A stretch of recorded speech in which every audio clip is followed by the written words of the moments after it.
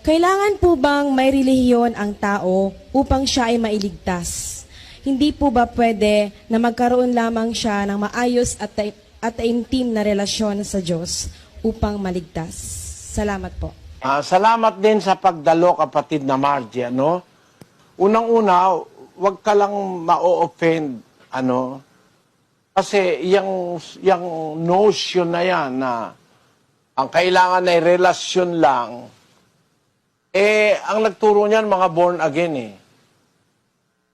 Relasyon lang daw ang kailangan, di na raw kailangan ng relihiyon. Malaking kasinungalingan yon. Kasi ang nagtuturo ng tunay na relihiyon ang Diyos. Paano ngayon natin sasabihin na hindi na kailangan ang relihiyon? Nagturo ang Diyos ng relihiyon eh.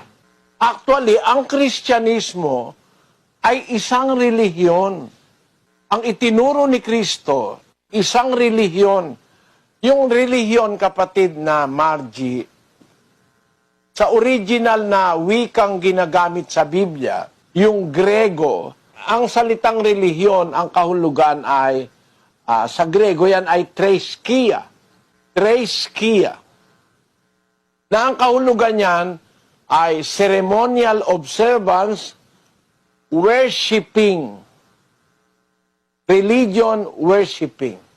Ang relihiyon ay pagsamba sa Diyos. Paano ka kaya maliligtas at paano ka magkakaroon ng relasyon sa Diyos nang wala kang relihiyon? Basahin natin ang Santiago 1:27. Ang dalisay na relihiyon at walang dungis sa harapan ng ating Diyos at Ama ay ito, dalawin ng mga ulila at mga babaing bao sa kanilang kapighatian at pag-ingatang walang dungis ang kanyang sarili sa sanglibutan.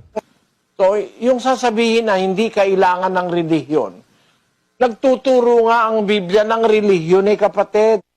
At pagka ang isang tao ay gustong maging dapat at maglingkod sa Diyos, kailangan matutunan niya yung tunay na relihiyon.